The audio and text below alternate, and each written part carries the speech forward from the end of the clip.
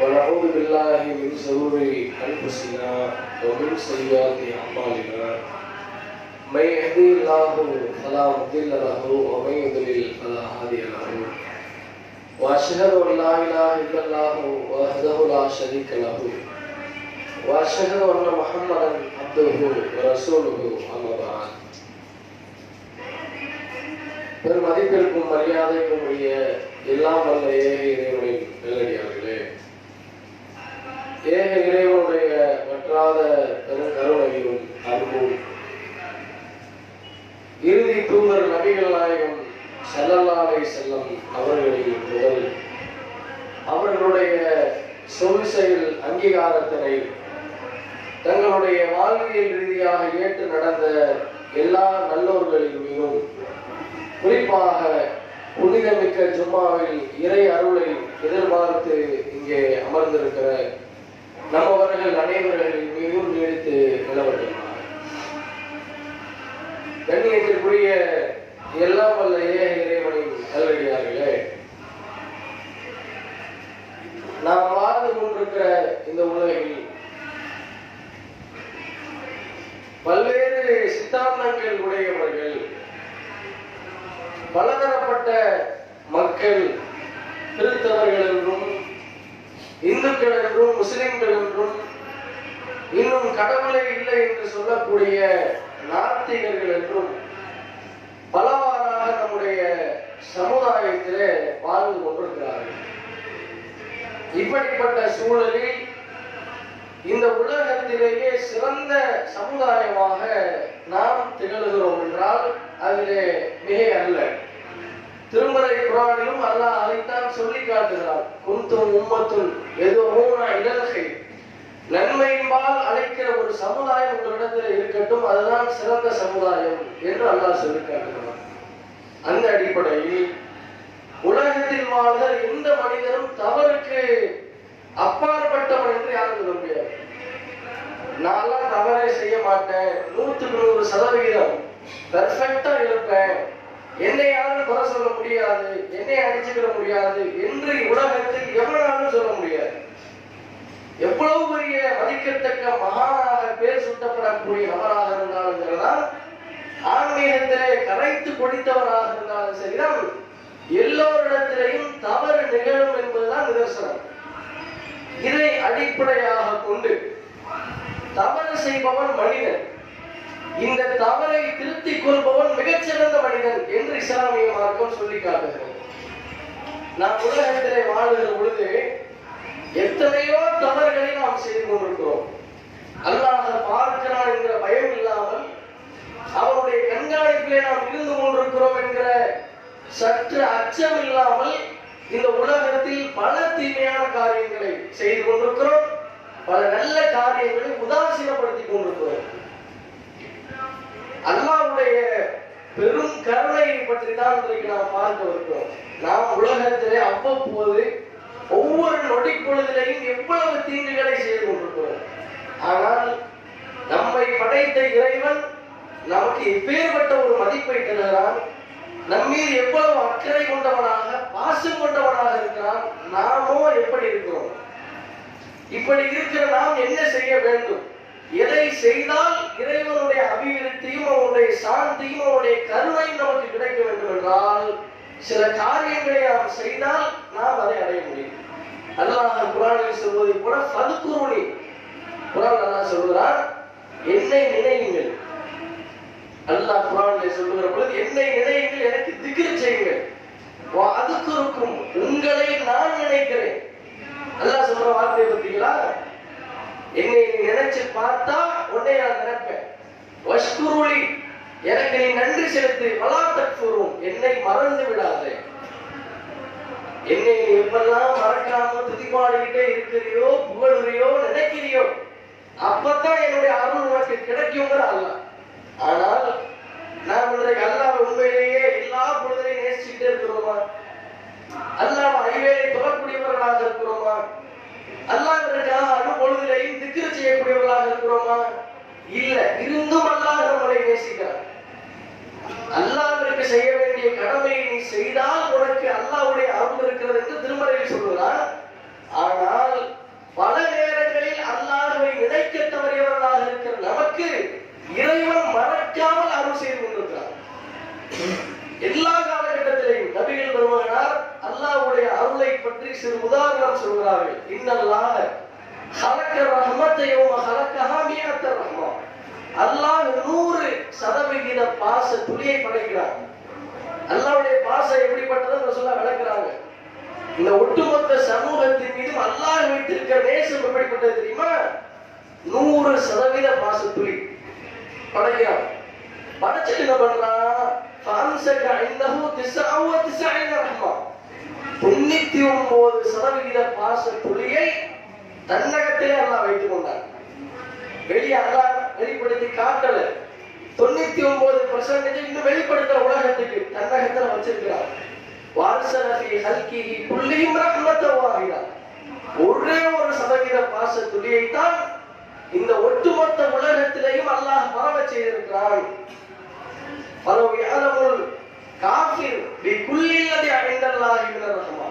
ஒரு காஃபிர் அல்லாஹ்வுடைய அருளை நினைத்து பார்த்து சிந்தித்தால் லம் ஏயஸ் மினல் ஜன்னா, சொர்க்கத்தை கொண்டு அவன் நிராசை அடைய மாட்டான்.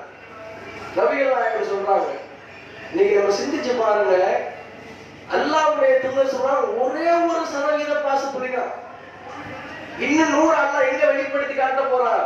சொர்க்கத்துல வச்சிருக்கிற அல்லாஹ் இன்னும் வெளிப்படுத்தல. 1% பாச துளியில தான் நம்ம இன்னைக்கு ட்ரெஸ் போடுறோம், தண்ணி குடிக்கிறோம், தாகத்துக்கு தீர்ப்பதற்கு தண்ணி குடிக்கிறோம், உணவை உட்கொள்கிறோம், வீட்டிலே வசிக்கிறோம், பல இடங்களுக்கு சுற்றி பார்க்கிறோம், ஆசையான காரியங்களை எல்லாம் அனுபவிக்கிறோம் என்றால் எல்லாம் இந்த 1% அடைந்துவிடும்.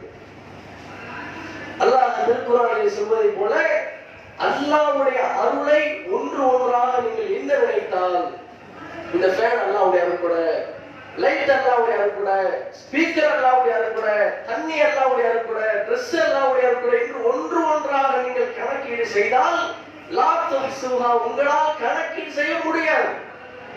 அல்லாஹ்வுடைய கணக்கு செய்ய முடியாது. இந்த இடத்துல நீங்க பாருங்க, நம்ம கண்ணுக்கு பட்டது என்னவோ இந்த ஃபேன், லைட், தகரம், தட்டு, இதுதான் நமக்கு தெரியும். நமக்கு தெரியாத சிமெண்ட், மண்ணு, தூசி எல்லாம் அல்லாஹ்வுடைய அருள். அப்போ 1% பாசத்துலயே நீங்க நம்ம அனுபவிக்கல.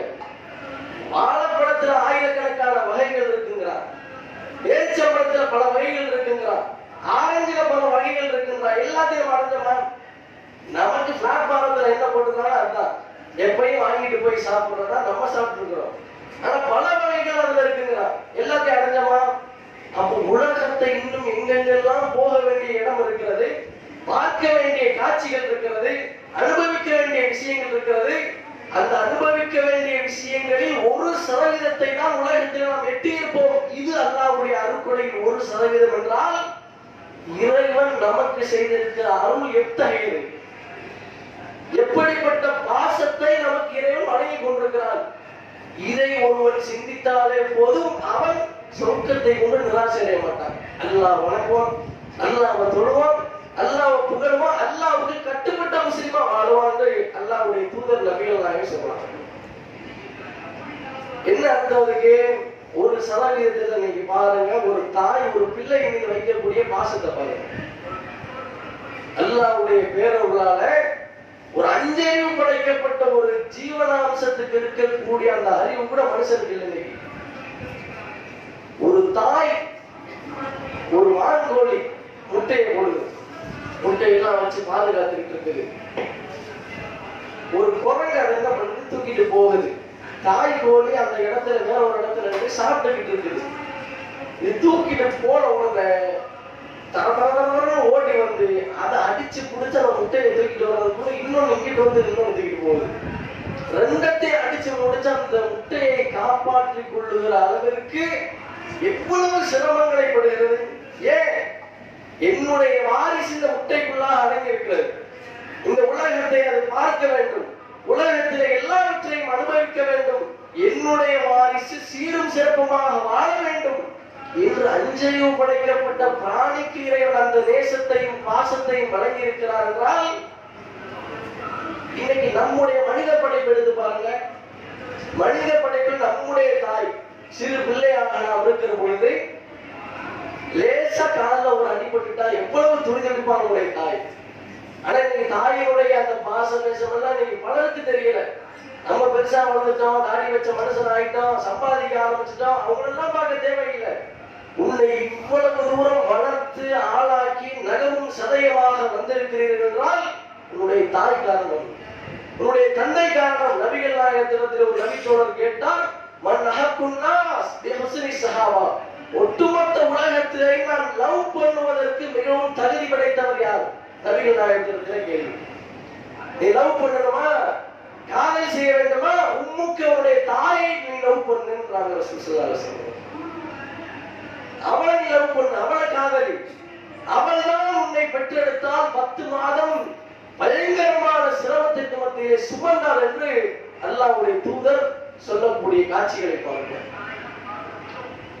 அப்ப இன்னைக்கு நாம இறைவன் இவ்வளவு மதிப்புமிக்க வாழ்க்கையை தந்திருக்கிறாரு, அவனுக்காக வேண்டி நாம் என்ன செய்வோம்? ஒண்ணும் இல்லை. இந்த ஜும்மாவை எடுத்துக்கணும். அல்லாஹ் வந்து நம்ம எந்த அளவுக்கு நேசிக்கிறோங்கிறத இந்த ஜும்மாவை நீங்க எடுத்து பாருங்க. பாங்க சொல்லும்போது எத்தனை பேர் இருந்தோம், பாங்க சொல்றதுக்கு முன்னாடி எத்தனை பேர் இருந்தோம், இப்ப எத்தனை பேர் இருக்கிறோம். அப்ப ஜும்மாவுடைய அருள் என்று அல்லாஹ் பல அருளை இந்த இடத்துல இறக்குகிறார். முதலாவது யார் வந்து திக்ர் செய்து அல்லாஹ்வை நினைவு கூறுகிறாரோ அவர் ஒட்டகத்தை குர்பானி கொடுத்தவரை போன்றார். யாரும் சிங்கடானை கொடுக்க முடியும்? ஒட்டகத்தை குர்பானி கொடுப்பதற்கு சிந்தித்து பார்த்திருக்கிறோமா? என்னால முடியுமா? முடியாது. அதையெல்லாம் சர்வசாதாரணமாக நீ பண்ணணுமா? ஒரு அரை மணி நேரத்துக்கு முன்னாடி வந்து பாருங்க, முதல் வந்து உட்கார்ந்துருவீங்க. அரை மணி நேரம் தியானம் செஞ்சா ஒரு குர்பானி, ஒட்டகத்தை குர்பானி கொடுத்ததுக்குண்டான நன்மையை நீங்க பெறுவீங்கன்னா இது அல்லாஹ்வுடைய அருள் இல்லையா? தெரிந்து கொண்டுதான் இழக்கிறோம். இத வியாபாரம் பொருளாதாரம் என்று உலகத்தின் பக்கம் செல்லுகிறோமே. இதா நூதிய லிஸ்ஸலா, தொழுகைக்காக உங்களுக்கு அழைப்பு கொடுக்கப்பட்டால், யௌமில் ஜும்மா, ஜும்மாவுக்காக உங்களுக்கு அழைப்பு கொடுக்கப்பட்டால், ஃபஸ்ஸாவு இலா திக்ரில்லாஹ் வதருல் பைஅ, நீங்கள் ஓடி பள்ளிவாசலுக்கு வாருங்கள், இறைவனை திக்ர் செய்யுங்கள், வதருல் பைஅ, வியாபாரத்தை விட்டுவிடுங்கள். நீ பல முஸ்லிம்கள் என்ன பண்றாங்க தெரியுமா? அல்லாஹ்வுடைய அருள் வாரி இறங்கி கொண்டிருக்கிற நேரத்துல ஓனர் வந்துருவாரு, ஆனா கடையில வேலை பார்க்க ஆள வச்சுட்டு வருவாரு. இந்த வியாபாரம் கூடுமா? இப்படி வந்தா இறைவனுடைய ஜும்மாவின் அருளை பெற்றுக் கொள்ளலாமா? இது இஸ்லாத்துல கூடுமா? கூடாது. என்ன சொல்றாங்கன்னா வதருல் பை, வியாபாரத்தை விடணும். நீங்க விட்டுட்டு வந்துட்டீங்கன்னா அங்க வியாபாரம் ஓடாதா? உங்களுக்கு லாபம் கிடைக்காதா? அல்லாஹ் இதுல சோதனை வைக்கிறான், டெஸ்ட். அதை நீ விட்டுட்டு வந்தாதான் உனக்கு அருள். இது ஒரு சோதனை. இந்த நேரத்துல தான் பல வியாபாரங்கள் அப்படியே வந்து குமியும். அறக்க மக்கள் வருவாங்க. அதையெல்லாம் கவனிக்க ஜும்மாவுடைய நாளையே பல பேர் மிஸ்டேக் ஆக்கி விட்டுருவாங்க. தெரியும், சர்வசாதாரணம் கடந்து போயிடறாங்க முஸ்லிம்கள். அவ இப்படி இருந்தா அல்லாஹ்வுடைய அருள் நமக்கு கிடைக்குமா? அல்லாஹ்வுடைய அருள் எந்த அளவுக்கு தெரியுமா? நம்ம எவ்வளவு தவறுகளை செஞ்சுக்கிட்டு இருக்கிறோம். அல்லாஹ் ரப்புல் ஆலமீன் எந்த அளவிற்கு இந்த ஒட்டுமொத்த சமூகத்திற்கு சிறப்பை மாறித்திருக்கிறார் என்றால், பல பேருக்கு மறுமையால் அல்லாஹ் ஒரு கிஃப்ட கொடுப்பான். அது மாதிரி கிஃப்ட் எல்லாத்துக்கும் கிடைக்காது. அல்லாஹ் துஆ செய்யணும். அந்த மாதிரி என்ன கிஃப்ட் தெரியுமா? நாளைக்கு மறுமையில விசாரணை நடக்கும். எப்படிப்பட்ட விசாரணை? எல்லாம் பார்க்கக்கூடிய அளவுல நம்ம தாய், தகப்பன், பிள்ளை, சொந்தக்காரன், நண்பர் என்று எல்லோரும் இருப்பார்கள். இது ஒரு விசாரணை, பகிரங்க விசாரணை. நீ அதை செஞ்ச, இதை செஞ்ச என்று எல்லாரும் பார்ப்பார்கள். அப்படிப்பட்ட ஒரு விசாரணை நடக்கும். இது எல்லாரும் தெரிஞ்ச விஷயம். ஆனால் பலரும் கேள்விப்படாத விஷயம் என்னவென்றால், ஹிசாபுன் நஜா, ரகசிய விசாரணை கியாமத்துல நடக்கும். ரகசிய விசாரணை எப்படி? அல்லாஹ்வும் சம்பந்தப்பட்ட மனுஷன் மட்டும் தான் பேசுவாங்க. அதுதான் ரகசிய விசாரணை. ஒரு மனுஷனை மட்டும் அல்லாஹ் கூப்பிடுவான். கூப்பிட்டு என்ன செய்வான்? தன்னுடைய கையை, அப்படி தன்னுடைய அருளை அப்படியே அதை அப்படியே போர்த்தி கொள்வான். யாருக்கும் தெரியாது. அல்லாஹ் எங்க இருக்கிறான்னு தெரியாது, இந்த மனுஷன் எங்க இருக்கிறான்னு தெரியாது, ரெண்டு பேரும் என்ன பேசிக்கிட்டாங்க ஒண்ணும் தெரியாது. மறைச்சிடும். அப்படியே மறைச்சு கேட்பான், அது தாரிஃபு நண்பக்கதா, அது தாரிஃபு நண்பக்கதா. டே மனிதா, அன்னைக்கு இந்த பாவத்தை செஞ்சியா இல்லையா? அன்னைக்கு இந்த பாவத்தை நீ செஞ்சியா இல்லையா? அன்னைக்கு நீ அவனுடைய பொருளை நீ எடுத்தியா இல்லையா, அன்னைக்கு நீ சிகரெட் குடிச்சியா இல்லையா, அன்னைக்கு இந்த மாதிரியான தவறுகளை பண்ணியா இல்லையா, அன்னைக்கு நீ தொழுகையா இல்லையா என்று இப்படிப்பட்ட பாவங்களை எல்லாம் சின்ன சின்ன பாவத்தை, ரொம்ப பெரிய பாவத்தை இல்ல, சின்ன சின்ன பாவத்தை அந்த மனுஷனுக்கு சொல்லி காட்டி செஞ்சியான்னு கேட்பான். மனுஷன் நினைப்பான் சின்ன சின்ன பாவத்தை எல்லாம் அல்ல அப்படி சுட்டி காட்டிக்கிட்டு இருக்கிறானே, நான் பண்ண பல பெரிய பாவங்கள் இன்னும் பட்டியல்ல இருக்கே, அதையெல்லாம் இன்னும் அல்ல சொல்லலையே, சொன்னா நம்ம கதை என்ன ஆகுது, கதை அண்ணவும் ஹலக்க இப்படி நினைச்சு பார்த்தே மனுஷன் செத்தம் போச்சுடான்னு சொல்லி தன்னைத்தானே சொல்லுவாங்க மனுஷன். இன்னும் அந்த பட்டியல லிஸ்ட்ல வர வேண்டி இருக்கு, இதெல்லாம் இங்க வந்தா என்ன என்னத்துக்கு ஆகுறது, மனுஷன் தன்னைத்தானே வருத்திக்கிறாங்க. அல்லாஹ் சொல்லுவானா, இதெல்லாம் நான் மன்னிச்சுட்டேன் போடா சொர்க்கத்துக்கு, எல்லாத்தையும் எல்லாம் சொல்லி இதையெல்லாம் அவனுக்கு மன்னிச்சுட்டு போயிட்டோம் சொர்க்கத்துக்கு போடான்றாங்க. அப்ப நம்ம நினைக்கிறோம் நம்ம தொழுதா சொர்க்கம் போயிடலாம், நோம்பு வச்சா சொர்க்கம் போயிடலாம், 10 ரூபா தர்மம் கொடுத்தா சொர்க்கம் போயிடலாம், வாரம் சும்மா கொடுத்தா சொர்க்கம் போயிடலாம், 5 வக்துலாம் தேவையில்லை என்று நினைக்கக்கூடிய நம்மவர்கள் நினைத்து பார்க்க வேண்டும். நபிகள் நாயகம் சொல்லுகிறார்கள், ஒரு மனிதன் நல்ல மனிதரை வைத்து சொர்க்கத்திற்கு செல்லவே மாட்டான். என்ன செய்ய போறீங்க, எதுக்காண்டி தொழுகிறீங்க, எதுக்காண்டி நோன்பு வைக்கிறீங்க, எதுக்காண்டி சக்காத்து கொடுக்குறீங்க, எதுக்காண்டி ஹஜ் செய்றீங்க, எதுக்காண்டி தான தர்மங்களை செய்கிறீர்கள், எதுவும் சொர்க்கத்துக்கு ஈடு ஆகாதுங்கிறாங்க சொல்லலாம். தொழுதா சொர்க்கத்துக்கு போக முடியாதுங்கிறாங்க சொல்லலாம். அப்ப என்ன செய்யறது, ரிட்டன் கேள்வி ரசூலுல்லாஹ் பார்த்து சஹாபாக்கள் கேட்கிறாங்க, லா அந்த யா ரசூலுல்லாஹ், அல்லாஹ்வுடைய தூதரை இந்த கேட்டகரி சொல்றீங்கல்ல, இந்த பட்டியலில் நீங்கள் அடங்குவீங்களா? ஏன் கேட்கிறாங்க தெரியுமா, நபி தோழர்களை விட நபிகள் நாயகம் செய்த அமல்கள் மிகப்பெரியது, அளப்பெரியது. அதனால இந்த கேள்வி கேட்கிறாங்க. ஏன் ரசூலுல்லாஹி ஸல்லல்லாஹு அலைஹி வஸல்லம் ஒரு நாள் நைட் இரவு முழுக்க எப்பையும் போல விட தாண்டிடுச்சு. எந்த அளவுக்கு, கால் வீங்க கடுக்க தூங்குறாங்க இரவு தொழுகை. ஆயிஷா நாயகி கூட கேட்டாங்க, ஏன் ரசூலுல்லாஹ் கொஞ்சம் ரெஸ்ட் எடுத்துட்டு தூங்கலாம்னு. அப்ப நபிகள் நாயகம் சொன்னாங்க, நான் என்னுடைய இறைவனுக்கு நன்றி விசுவாசம் உள்ள ஒரு அடியானாக இருக்கக்கூடாதா? எத்தனையோ பேர்கள் தவறு செய்கிறார்கள், இறைவனுக்கு பாவம் செய்கிறார்கள், இறைவனுடைய பயமில்லாமல் வாழ்கிறார்கள், இந்த மத்தியில் நான் நல்லவனாக இருக்கக்கூடாதா? அதனாலதான் அப்படி செய்கிறேன். இந்த நபிகள் நாயகத்தை பார்த்து கேட்ட கேள்விக்கு நபிகள் நாயகம் சொன்னார்கள், வல்லாஹி லா அன, என்றாலும் உண்மையில் இறைவன் மீது ஆணையாக சொல்கிறேன், நானும் தான் என்னுடைய நல்ல மலை வைத்து சொர்க்கத்திற்கு செல்ல முடியாது. நான் எவ்வளவு இரவு முழுக்க நின்று தொழுதாலும் நான் சொர்க்கத்திற்கு செல்ல முடியாது. நான் எவ்வளவு நோன்பு வைத்தாலும் சொர்க்கத்திற்கு செல்ல முடியாது. நான் ஆட்சி தலைவராக இருந்து எவ்வளவு நேர்மையாக நீதியாக நடந்தால் சொர்க்கத்திற்கு செல்ல முடியாது. அப்ப என்ன, அப்பதான் ரசூலுல்லாஹ் சொல்றாங்க, இல்லா யதகம்மதனி அல்லாஹு பிரஹ்மத்தின் மின்ஹு வ ஃபضலின், என்றாலும் அல்லாஹ்வுடைய கருணை அவனுடைய பாசம் எவனுக்கு இருக்கிறதோ அவனை தவிர. இதையெல்லாம் வச்சுட்டால நம்மளுக்கு சொர்க்கத்தை தர்றாங்கன்னு நீங்க நினைக்க கூடாது. தொழுகையை வச்சு நோம்பை வச்சு சக்காத்தை வச்சுதான் அவனுக்கு சொர்க்கம் கிடையாது. அதுவெல்லாம் ஒரு சின்ன ஒரு விஷயம் தான். நீ சொர்க்கத்துக்கு போறதுக்கு என்ன காரணம் தெரியுமா? அல்லாஹ்வுடைய கருணை காரணம், அவனுடைய பாசம் காரணம். இது இருந்தா தான் நீ சொர்க்கத்துக்கு போக முடியும். சின்ன உதாரணம் என்னன்னா, நம்ம நினைக்கலாம்ல, என்ன அல்லாஹ் சொல்றான், தொழுகையை தொழ சொல்றான், நோம்பை வைக்க சொல்றான், எல்லா அறுக்குடைக்கும் அதை நினைச்சு பார்த்து வாழ சொல்றான்னு சொல்றோம்ல. நம்ம சிந்திச்சு பார்க்கணும். அல்லாஹ் நம்ம கண்ணை தந்திருக்கிறான், நம்ம உடல்ல இருந்தே எடுங்க, கண்ணு நாவு காது என்று பல பாகங்களை தந்திருக்கிறான். நம்ம என்ன செய்யறோம், கண்ணை வச்சு அல்லாஹ் நம்ம கண்ணை கொடுத்திருக்கிறான். நம்ம குர்ஆன் ஓதுவோம்னு சொல்லி குர்ஆன் ஓதுறீங்க. குர்ஆன் ஓதுனா என்ன, வாழ்க்கை பூரா இந்த கண்ணை வச்சு குர்ஆனை படிக்கிறீங்க, வாயை வைத்து இந்த நாவை வைத்து இறைவனை துதிபாடுகிறீர்கள். அல்லாஹ் நாளைக்கு கியாமத்துல போயாச்சு. சப்போஸ் அல்லாஹ் இப்படி கேட்கிறான், நாவை வச்சு நீ என்னப்பா பண்றன்னு கேட்கிறான். யாரெல்லாம் நாவை வச்சு நான் வாழ்க்கை பூரா குர்ஆனை படிச்சேன், அதுக்கப்புறம் படிச்சியா? கையை வச்சு என்ன பண்ண? உன்னுடைய உடலில் பல நூற்றுக்கணக்கான நரம்புகளை செய்தாய்? ரத்த ஓட்டங்களுக்கு நீ என்ன செய்தாய்? உனக்கு உயிரை கொடுத்தேனே, அதை வைத்து நீ என்ன செய்தாய்? வாகனங்களை கொடுத்தேன், அதை வைத்து என்ன செய்தாய்? துட்டை கொடுத்தேன், அதை வைத்து நீ என்ன செய்தாய்? இப்படி ஒவ்வொன்றாக நம்மகிட்ட கேட்டான்னா என்ன பதில் சொல்லுவோம்? நான் தான் வச்சு படிச்சிருக்கிறேன், இதை மட்டும் சொன்னா போதுமா? அப்ப என்ன கான்செப்ட்? இத்தனை அருட்கொடைகளை இறைவன் கொடுத்திருக்கிறான். இது எல்லாத்தையும் வச்சு இறைவனுக்கு நம்ம கணக்கு செலுத்த முடியாது. அதான் உண்மை. அதனால்தான் அல்லாஹ்வுடைய சொல்றாங்க, இல்லாயத்த லம்மதி அல்லாஹ்வுக்கு ரஹ்மத்தின். அல்லாஹ்வுடைய கருணை யாருக்கு இருக்குதோ அவன் தான் சொல்றதுக்கு முடியும். இந்த கருணையை பெறக்கூடியவர்களாக நம்ம இருக்க கூடாதா?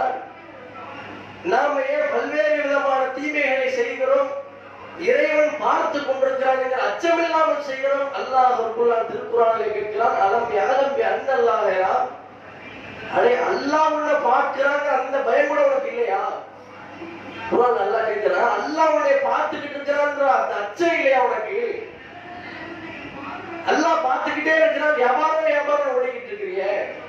அல்லாஹ் உன்னை பார்த்துக்கிட்டே இருக்கிறான், தொடவே மாட்டீங்க. அல்லாஹ் உன்னை பார்த்துக்கிட்டே இருக்கிறான், பலவிதமான தவறுகளில் ஈடுபடுகிறாங்க. இந்த திருக்குறானை அல்லாஹ்வே கேள்வி எழுப்பி நமக்கு கேட்கிறான். நம்ம சிந்திக்க வேண்டியது ஒண்ணும் இல்லை. சாதாரணமா நம்முடைய உடல்ல இருந்து எடுங்க பார்ப்போம். அல்லாஹ் நமக்கு சிந்திக்கக்கூடிய பகுத்தறிவாற்றலான மூளையை தந்திருக்கிறான். நம்மளோட ஒரு பைத்தியத்தை கம்பேர் பண்ண முடியுமா? பைத்தியக்காரர்களுடைய வாழ்க்கையை நீங்கள் எடுத்து பாருங்கள். எவ்வளவு பெற்றோர்கள் நல்லதா இருப்பான், ஆக்சிடென்ட்ல அந்த மாதிரியான சூழலுக்கு தள்ளப்படுவான். ஒரு விபத்து நடக்கும், எதிர்பாராத விபத்து நடந்து மூளையிலே சிதைவு ஏற்பட்டு கடந்த கால நிகழ்வுகளை எல்லாம் மறந்து பைத்தியக்காரனாக ஆவார். பெற்றோர்கள் எப்படி இருக்கு? ஆசையாக வளர்த்து படிக்க வைத்து இத்தனை பெரிய ஒரு ஆளாக ஆக்கியதற்கு பின்னால் கடந்த கால நிகழ்வுகளை எல்லாம் மறந்து பைத்தியக்காரனாக வந்து நிற்கிறானே என்று சொல்லி வாழ்க்கை நொந்து விடாது. இந்த ஒரு நிலைமையை அல்லாஹ் நமக்கு இப்போது ஏற்படுத்தி இருக்கிறானா? அப்படி என்ன அர்த்தம்? அல்லாஹ்வுடைய அருள் நமக்கு இருக்குன்னு அர்த்தம். அல்லாஹ்வுடைய அருள் நமக்கு இருக்கதான் செய்யுது. இதை வச்சு நம்ம என்ன செஞ்சோம் அதான் கேள்வி. பைத்தியக்காரன் அவன் போயிட்டான். இது மாதிரி அல்லாஹ் நாளைக்கு நம்ம ஆக்க மாட்டானா? குருடன் எடுத்து பாருங்க. கண்ணை வச்சுக்கிட்டு திருக்குறானை படிக்காம எத்தனை பேர் இருக்கிறோம்? முயற்சி எடுக்காம எத்தனை பேர் இருக்கிறோம்? குருடனுக்கு ஒப்பீடாக நாளைக்கு அல்லாஹ் நம்மை குருடனாக ஆக்கிவிட்டால் என்ன செய்யும்? அதுக்கப்புறம் நம்ம நினைச்சா படிக்க முடியாத குரானை என்ன செய்ய முடியும்? காது நல்ல கேட்டுக்கிட்டு இருக்கிறோம், பாட்டு கேட்கிறோம், பலவிதமான ஆபாச செய்திகளை கேட்கிறோம். எல்லாவற்றையும் கேட்கிற நாம் சிந்தித்து பார்க்க வேண்டும். நாளை அல்லாஹ் நம்மை செவிடனாக மாற்றிவிட்டால், காது கேட்க முடியாதவனாக செய்துவிட்டால், அந்த அருளை அல்லாஹ் எடுத்து விட்டால் நம்முடைய நிலை என்ன? அப்ப ஒவ்வொருவரும் நம்முடைய அல்லாஹ் நமக்கு செய்திருக்கிற பாசத்தையும் கருணையையும் அனுபொழுதிலையும் சிந்தித்து பார்த்து நாம் செயல்பட வேண்டும் என்று அல்லாஹ் ரப்பல் ஆலமீன் சொல்கிறான். இன்ஷா அல்லாஹ் நம்முடைய தொடர்ச்சி அடுத்து வருகிறது.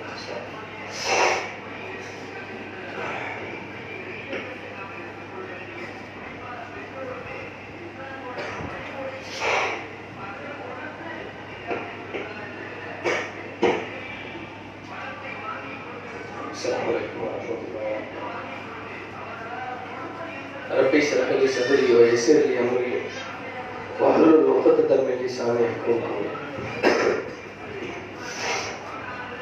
அன்புக்குரிய எல்லாம் வல்ல இறைவனே, அல்லாஹ்வுடைய பாசநேசம் இந்த சமூகத்தின் மீது எந்த அளவிற்கு இருக்கிறது என்பதை சில விஷயங்களின் மூலமாக குர்ஆன் ஹதீஸில் இருந்து நாம் பார்த்தோம். அதனுடைய தொடர்ச்சியாக நாளை மறுமை நடக்கக்கூடிய ஒரு விசித்திரமான ஒரு செய்தியை நபிகள் நாயகம் சொல்றாங்க. என்ன செய்தி? அல்லாஹ் அந்த ஹிசாப் நேரத்துல விசாரிச்சு சொர்க்கம் போறவங்க சொர்க்கம் போயிடுவாங்க, நரகம் போறவங்க நரகம் போயிடுவாங்க. கடைசியில அல்லாஹ் ஒரு மனுஷன் மட்டும் என்ன செய்வான்னு சொன்னா அந்த செய்தியை அப்படியே சொல்றாங்க. சொல்லலாம் வானவர்களுக்கு அல்லாஹ் கட்டளை போடுவோம், மன்கான ஃபீ கல்பிஹி மிஸ்கால தர்ரத்தின் மினல் ஹர்தலி மினல் ஈமான். எவனுடைய உள்ளத்திலே அணு அளவு ஈமான் இருக்கிறதோ, உலகத்துல வாழ்ந்து கொஞ்சமாச்சு அல்லாஹ்க்கு பயந்து வந்திருப்பாங்க, கொஞ்சமாச்சு அல்லாஹ்க்கு பயந்து வாழ்ந்திருப்பாங்க, இவனுக்கு மாணவர்களுக்கு அல்லாஹ் கட்டளை போடுவான், இந்த மாதிரி யாரெல்லாம் இருக்கிறாங்களோ அவங்களை எல்லாம் சொர்க்கத்துல கூட்டிட்டு வாங்கன்னு சொல்லி அல்லாஹ் சொல்லுவாங்க. அந்த மாதிரி யாரெல்லாம் நரகத்துல இருக்கிறாங்களோ எல்லாத்தையும் பார்த்து பிடிச்சு சொர்க்கத்துல போட்டுருவாங்க. இப்ப எல்லாம் முடிஞ்சிச்சு, விசாரணை முடிஞ்சிச்சு, அடுத்த கேட்டகரி முடிஞ்சிச்சு.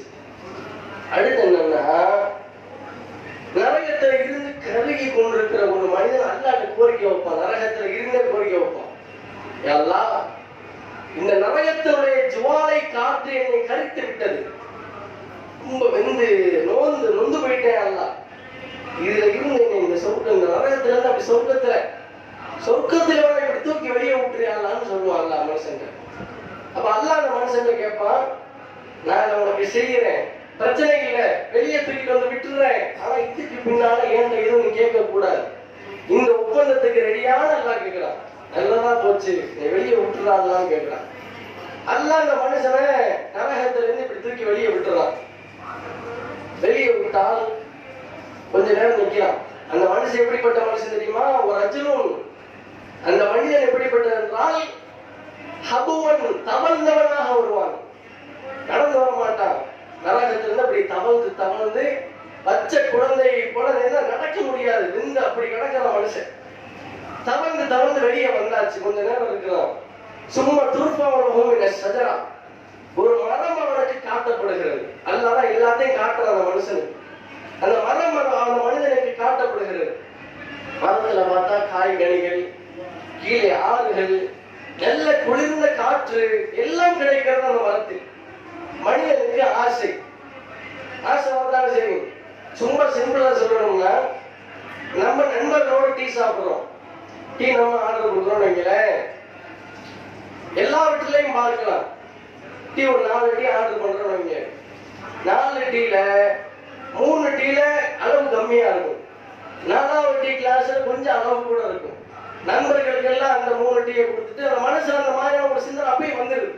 நம்ம எடுத்து ஏன்னா கொஞ்சம் கூடுதலா இருக்கு, சிறப்பா நம்ம எடுத்துக்கிறோம், எல்லாத்தையும் அப்படி நினைக்கிறோம். ஒரு ட்ரெஸ் எடுக்கிறதா இருந்தாலும் கூட மற்றவர்கள் எப்படி எடுக்கிறாங்க அதை விடவும் சிறப்பாக இருக்கு நினைக்கிறோமா இல்லையா? நம்ம பக்கத்து வீட்டுக்காரன் நல்லா சம்பாதிக்கிறான், அவனோட நம்ம மேல போகணும், அவன் நல்லா படிக்கிறான், அவனோட மேல போகணும், முன்னேறணும், இப்படி எல்லாத்தையும் மனுஷங்கிற ஆசைப்படக்கூடியவன் தான். அல்லாட்டே ஆசைப்படுற அந்த மனுஷன், அந்த மரத்துக்கு நான் போனேன், அல்லா அந்த மரத்துக்கு நான் என்னை போச்சேன்னா அஸ்ததில்ல இது இல்லையா அசிரபமி மாயினா, நான் அந்த நிழல்ல அப்படியே நல்லா இருப்பேன், தண்ணியை குடிப்பேன், பேசாம நான் இருப்பேன், நிம்மதியா இருப்பேன் அல்லான்னு சொல்லி மனுஷன் அல்லாட்ட கோரிக்கை வைக்கிறான். அப்ப அல்லா சொல்ற அளந்து ஆகிதுனே, டே மனிதா ஏன்டா வாக்கு மீறுற, இப்பதானே கேட்டு வந்த, கேட்க மாட்டேன்னு சொன்ன, இப்ப என்ன மறுபடியும் கேட்கிறேன்னு சொல்லி அல்லா மனுஷன் கேட்பான். இல்ல அல்லா இதை மட்டும் நீ எனக்கு செஞ்சிரு, ஏதோ சும்மா தான் உட்கார்ந்து இருக்கிறேன், மர இடத்துல போய் உட்கார்ந்து நான் பேசாம இருப்பேன், எல்லாம் வேடிக்கை பார்த்துக்கிட்டு சொல்லி எல்லாம் மனுஷன் கேட்கிறேன் அல்லாட்ட, சரி போனா நான் உனக்கு கொடுத்துடுறேன், மரத்துல நீ போயாவது பேசாம இருப்பியா, இதுக்கப்புறம் நீ நச்சரிக்காம இருப்பியா, கேட்காம இருப்பியா? ஆமா அல்லா கண்டிப்பா கேட்க மாட்டேன், சரி போ அந்த மரத்துக்கு போனான்னு சொல்லி மனுஷன் எல்லாம் அங்க உட்கார வச்சிருவான். அவர் நினைச்ச மாதிரி நல்ல குடிப்பாரு, நல்ல அந்த நிழலை பார்ப்பாரு, சூப்பரா இருப்பாரு. கொஞ்ச நேரம் அப்படியே கடந்து போகும். சும்மா இந்த மரத்தை விட மிக துல்லியமான மிக சூப்பரான மரம், இதுல இல்லாத பல சிறப்பம்சங்கள் அதுல இருக்கு. அப்படின்னு பல உதாரணங்கள் சொல்லலாம். இதுல இல்லாத டேஸ்ட் காய்கனிகள் அதுல இருக்கும், இதுல இல்லாத அந்த ஆட்டினுடைய தண்ணியினுடைய சுவை அதுல இருக்கும், இதுல இல்லாத அந்த நிழலின் அடர்த்தி அதுல இருக்குது, பலவிதமான இன்பங்கள் அதுல இருக்கு. இதை பார்த்துக்கிட்டு மனுஷனுக்கு அந்த ஆர்வம் வருது. நபிகள் நாயகம் சொல்றாங்கல்ல, வாதியானின் தகபின் அவ் ஃபில்லத்தின், ஆதமுடைய மகனுக்கு 2 தங்கத்தாலான ஆறு இருந்தாலும் 3ஆவதா கேட்பாங்க சொல்லு. 2 தங்கத்தை வச்சு மனுஷன் என்ன செய்ய போறான்? தங்க 6 பூரா தங்கமா ஓடுது, இதை வச்சு மனுஷன் என்ன செய்ய போறான்? வாழ்க்கை பூரா செலவழிச்சாலும் முடியாது, செலவழித்து முடிக்க முடியாது.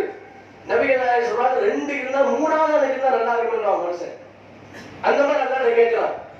இதுலயே அவனுக்கு எல்லாமே இருக்கு, இருந்தும் அதை நான் தேர்ந்தெடுக்க வேண்டும் என்று சொல்லி மனுஷன் அல்லாஹ் கேட்கிறான். அல்லாஹ் இந்த மரத்துக்கு என்னை கொண்டு வந்துட்ட, அதை விட இது சூப்பரா இருக்கு, இந்த மரத்துக்கு என்னை கொண்டு போயிடுறாங்க கேட்பான். அல்லாஹ் ரெண்டாவது அதே மாதிரி கேட்பான். அலந்து ஆகினே, என்ன உனக்கு வெக்கமா இல்லையா, இப்பதானா சொல்லிட்டு வந்த, சொன்ன அடுத்த செகண்ட் மாற்றமா செய்யடா அப்படின்னு அல்லாஹ் கேட்பான். நம்பிக்கை துரோகம் பண்றீங்களான்னு கேட்பான். இல்ல அல்லாஹ் இதை மட்டும் நீ கொடுத்துரு, இதுக்கப்புறம் உன்னை எதுவுமே கேட்க மாட்டேன். சரி போடா. ரெண்டாவது மரத்துக்கு கூட்டு போயாச்சு. அங்க நல்லா இருக்கிறான், நினைச்ச மாதிரி வாழ்றான். கொஞ்ச நாள் போகுது. அப்புறம் என்ன பாக்குறாங்கன்னா, சொர்க்கத்துக்கு பக்கத்துல, ஏன் இப்படி மர வழி பாதையாக போறான்னா, மரத்தை கடந்து கடந்து போனா சொர்க்கம் போயிடலாம். அதான் பிளான், சொர்க்கம் போகணுங்கிறதா என்னுடைய பிளான். அப்ப இந்த பிளானுடைய முயற்சியில முக்காவாசி அடைஞ்சுட்டான். சொர்க்கத்துக்கு பக்கத்துல வந்தாச்சு. சொர்க்கத்துக்கு பக்கத்துல இதை விட பிரம்மாண்டமான மரம், அங்க போய் உட்கார்ந்துரும் சொல்லி அதையும் அல்லாட்ட கேட்டு அங்கேயும் போயிடுவான் மனுஷன். சும்மா இருக்க முடியுமா மனுஷனுக்கு? நரகத்திலிருந்து வெளியே வந்த உடனே மரத்தை கேட்டான், இன்னொரு மரத்தை கேட்டான், இப்ப சொர்க்கத்துக்கு பக்கத்திலே வந்துட்டான். சொர்க்கத்துக்கு பக்கத்துல வந்து சும்மா போக முடியுமா மனுஷன்? அங்க சொர்க்கத்தில் நடக்கிற சம்பவங்கள்லாம் வெளியே கேட்குது, சப்தங்கள் கேட்குது, அந்த கூச்சல்கள், அந்த இனிமையான குரல்கள், அந்த அவங்க கொடுக்கக்கூடிய சாப்பாடுகள் எல்லாம் வெளியே உட்கார்ந்து பார்த்துக்கிட்டு இருக்கிறான். இப்படி போனால போக முடியுமா? நைசா கேட்டு போங்க, எல்லாரும் இங்க வரைக்கும் தூக்கி கொண்டு வந்து விட்டுட்டேன், அப்படி தூக்கி விட்டா சொல்றதுக்கு போயிருவேன், இதை மட்டும் செஞ்சிடறான் எல்லாரும் பேரு கேட்பான். எந்த அளவு கேட்பான்? ஹத்தா எல்லாம் இருக்கலாம். அல்லாஹ் சிரிக்கிற வரை அந்த மனுஷன் அல்லாஹ் கேட்டுக்கிட்டே இருப்பான். ஃபைதா தஹீக்கல்லாம், அல்லாஹ்வோட சிரிச்சுவான். என்னடா போட்டு கேட்டுக்கிட்டே இருக்கிறீடா, போட சொர்க்கத்துக்கு போய் தான் ஆசைப்பட்ட கால முதுகுள்ளில் ஜன்னா கால தமன்னா, என்ன ஆசைப்படுற? சொர்க்கத்துக்கு போகணும்னு ஆசைப்பட்ட, சொர்க்கத்துக்கு போ. சொர்க்கத்துல உனக்கு என்ன வேணும் எல்லாத்தையும் நீ கேள்றான்னு சொல்லி அல்லாஹ் ரப்பல் ஆலமீன் சொல்றானா, அந்த மனுஷன் என்ன நல்ல அமலை செஞ்சா எதுக்காக அவனுக்கு சொர்க்கத்தை அல்லாஹ் தர்றான்? அது அல்லாஹ்வுடைய அருள் இல்லையா? அல்லாஹ்வுடைய கருணை இல்லையா? இந்த கருணை மாதிரி நம்ம இருந்துடக்கூடாது. நம்ம இப்படி மர வழியா பாதையில போய்தான் சொர்க்கத்தை அடையணும்னு கிடையாது. அல்லாஹ் பல மக்களை டைரக்டாக சொர்க்கத்துக்கு போடுவாங்க முதல் தரத்துல, அந்த தரஜாவில் நம்ம இருக்கணும்.